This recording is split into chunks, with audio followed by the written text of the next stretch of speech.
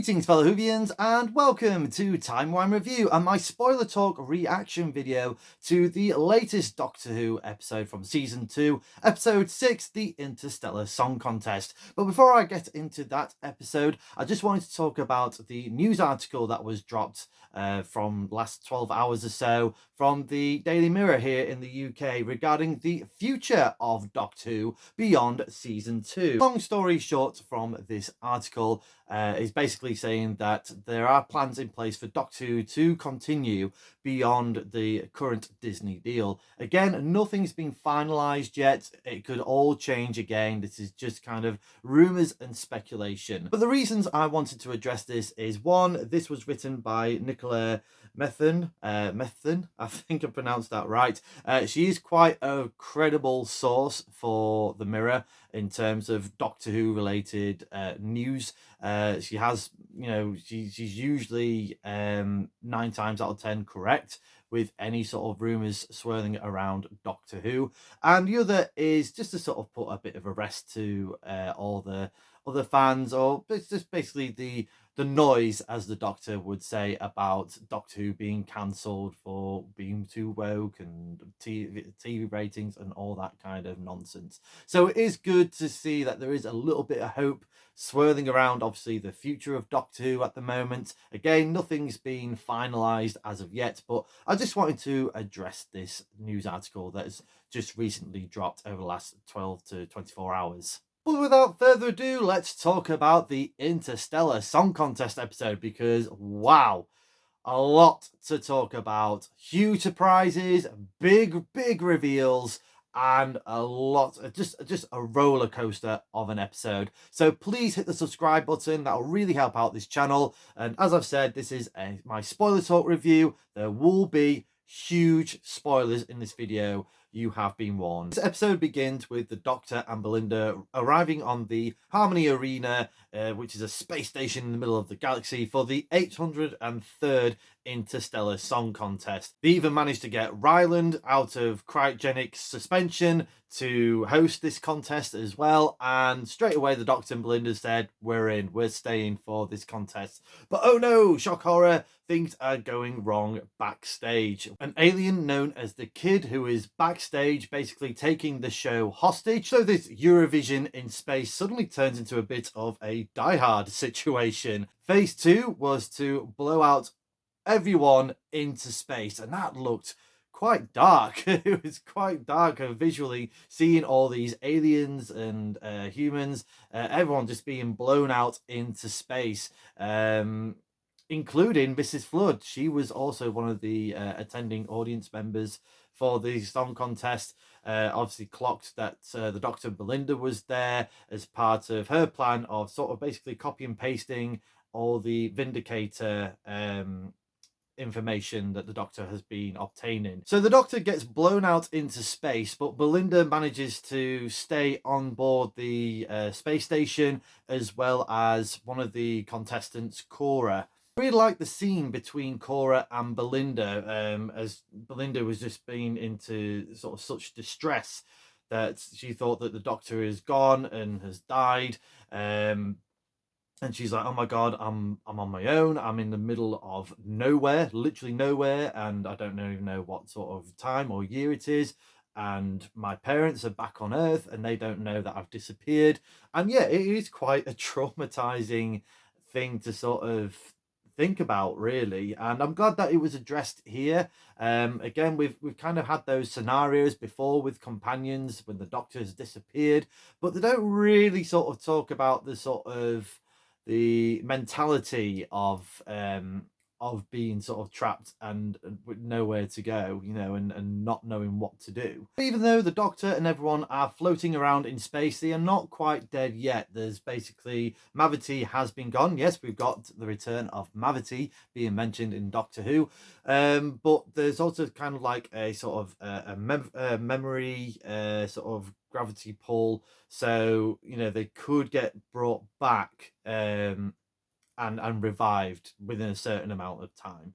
So the Doctor is floating into space and it's starting to freeze over, And then we get the very surprise appearance of Susan. Yes, the Doctor's granddaughter returning. Carol Ann Ford returning to Doctor Who after, what, nearly over 60 years? Just about. Since, well, technically 5 Doctors as well. But yes, it was great to see Susan. Finally get to see Susan in Doctor Who again. So she was kind of like this...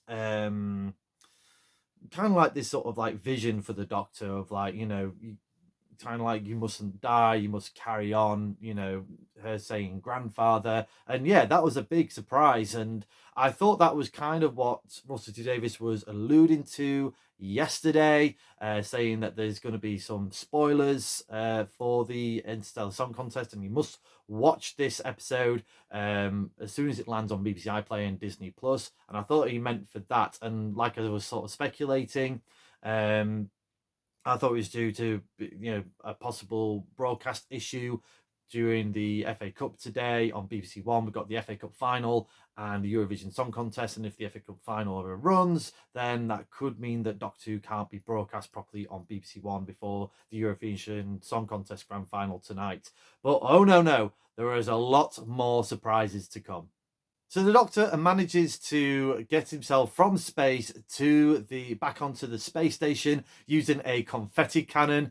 Basically harks of the 5th Doctor using a cricket ball to get back onto the space, back into the TARDIS in 4 to Doomsday. I thought that was quite fun. And the Doctor meets Gary and Mike. They were basically, Gary is the, if I've got this right, he's the Interstellar Eurovision Song Contest enthusiast, where Mike's not that too bothered. But the Doctors stole their sort of seats and tickets, so that's kind of the reason why they were there. And it just so happens that that Gary is good at holograph technology and Mike is a nurse. That helps revive the Doctor properly. So we soon get a confrontation between the Doctor and the kid, and I loved this moment. Oh, the kid, by the way, using his final third phase for his Grandmaster plan is to use the Delta Wave, and straight away all I heard was a 9th Doctor going, a Delta Wave! So yeah, we got the Delta Wave back in Doctor Who. So he's going to use that to basically broadcast this signal to everyone across the galaxy, which will basically make their heads explode, is kind of what I got out of this one. And we get to reveal that the kid is doing this with his accomplice as well, who was part of the studio crew for the Interstellar Song Contest. So the reason he's doing that is because his planet Helia got basically ravaged and destroyed, and he's basically out for revenge. Doctor is not too happy about that, and especially with him basically trying to wipe out trillions of aliens and being blown out into space. And the Doctor was saying that you've put an ice in my heart and I'm going to make you freeze to death. And loved the rage that was given here by Ncuti Gatwa. It's about time. We really needed to see this. I wanted to see this because I know that Ncuti can definitely do that. And yeah, he brought it.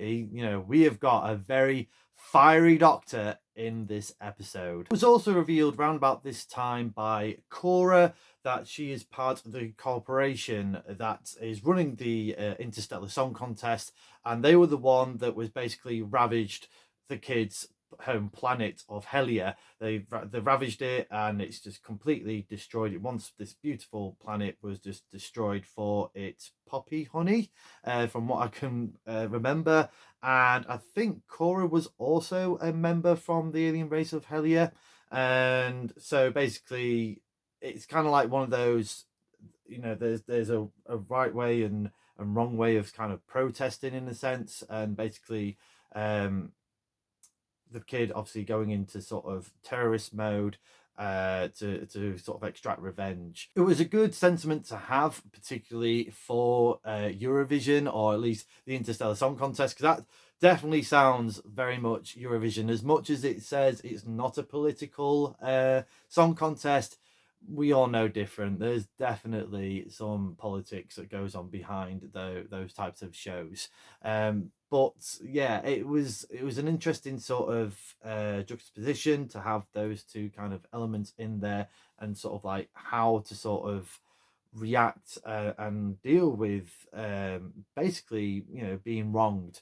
There is definitely a right way and wrong way of going about things. And this is where we get one of the highlights of this episode, the Doctor confronting the kid face to face. And he pretty much unravels the kid's plan within an instant. He blows up the delta wave device that the kid was going to use. And then, sort of using holographic technology, he basically manages to electrocute the kid, just to sort of, but then the Doctor kept doing it over and over again. He was saying that you wanted to kill 3 trillion people. Let's see what it's like for you to be electrocuted 3 trillion times. And the Doctor's basically using this glove to get the hologram to shock the kid.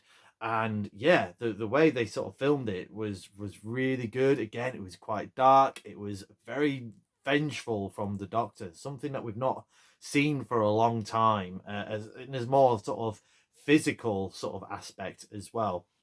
Thought it was quite clever using the hologram and have the same sort of, it's kind of like the Doctor was doing it but not doing it at the same time. But obviously the Shooty just grabbing that glove and pulling that fist down, and you're getting flashbacks of Susan saying grandfather stop, and then Belinda sort of saying the same thing to sort of pull him out of it. Yeah, a really, really good scene. So we have the Doctor and Belinda, with the help of the friends on the space station, to save the day. The kid gets basically arrested, and there is sort of a moment between the Doctor and the kid where it's kind of feels like we're going to see him again. The kid, of course, was played by Freddie Fox. Again, I thought he did a serviceable role for this character. I don't think there was much to do for this character. It was very basic sort of um sort of villain out for revenge type of sort of scenario, so it was quite light in that aspect. It would be good if we do get to see the kid again and maybe just add a bit more depth to his character. Who knows? But we had Cora. We basically all the aliens return for the Interstellar Song Contest, but that kind of gets cancelled. And Ryland basically says, "But we do have one song that we wanted to do," and it was Cora singing, which I'm assuming was like a native song of Helia. And we had like a montage of basically images of what this planet looked like, and how it's kind of turned into this sort of ravaged world.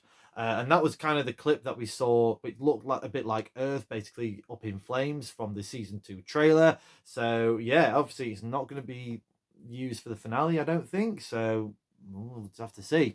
But yeah, it felt very much Eurovision, and that was kind of like, again, the right way of doing it, by by words, or in this case by song, to sort of bring the message of what you are doing, what needs to be changed, what is wrong. Whereas obviously the kid went into sort of venge and killing mode, which is obviously a big no-no. We did have a moment between the Doctor and Belinda, and again, this could have been explored a bit more. I'm glad that they touched upon it, though, with the Doctor saying that, I scared myself acting the way that I did against the kid. It just reminded me of when my planet was destroyed and all my people, all the Time Lords were gone. And again, but we don't know where we are with Gallifrey. Is it there? Is it gone again? I'm not quite sure. So yeah, I wish they explored that a bit more, because Belinda's was saying earlier that I never got to tell the Doctor how wonderful he is. But also, she recognised that when he was talking to the kid on the intercom and saying that, I'm going to find you and I'm going to freeze you to death, and Belinda saying, "That's not quite the Doctor that I know." Again, that should have been explored a bit more, particularly with Belinda being reluctant at the start to be a traveling companion with the Doctor. She's basically there, kind of against her will, or not, a reluctant traveler at the very least. So this, yeah, I hope this gets explored in the season finale, because yeah, the season finale is ramping up very, very quickly. Quick sort of hologram moment of Graham Norton. He makes a surprise appearance, or at least we were known that he was going to make an appearance, and he was a hologram who was basically giving Earth's history of the Eurovision Song Contest before it became Interstellar Song Contest. And he basically said that the Earth was destroyed by unknown reasons on the 24th of May 2025, which is next week. Oh my gosh, we've only got a week to live, people. But again, unknown sources. So the Doctor and Belinda race to the TARDIS, try to put on the coordinates for May 24th, 2025, and then we get this fireball going into the TARDIS, blowing the TARDIS doors inwards as we fade to the credits. Yeah, quite a shocking sort of end. The episode didn't quite end there, so do stick around. Don't switch the TV off as soon as you see the credits, as we got a post-credit scene with Gary and Mike as they were helping get all the aliens back onto the space station. And one of the final ones was Mrs. Flood. So she gets back on board, and she's a little bit disorientated, and basically saying that, has the Doctor gone? And Gary says yes, and she's like, good, but I'm not feeling quite right. I think I need to regenerate. And she bi-generates. We get another bi-regeneration, and it is revealed that it is the Rani, Mrs. Flood. It's technically the Rani, but we do have a new Rani, a definitive Rani. That's going to be played by Archie Panjabi, and I recognise her from East is East and Bend It Like Beckham all those years ago. So yeah, I'm glad that we're going to have Anita Dobson still around as Mrs. Flood, that version of the Rani, but we've got a new incarnation of the Rani as well, played by Archie Panjabi.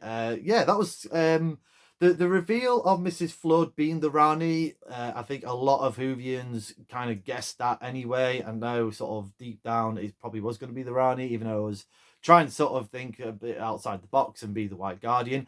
That could still happen because, like I said, we still got Mrs. Flood. And obviously we still got, and now we got Archie Panjabi as the Rani. So yeah, the way they revealed it, I thought was quite surprising, quite refreshing. Still don't know how bi-regeneration works. I hope it's just like a one-off thing. It kind of, bit sort of coincident that the Doctor just bi-generated and now the Rani's just bi-regenerated.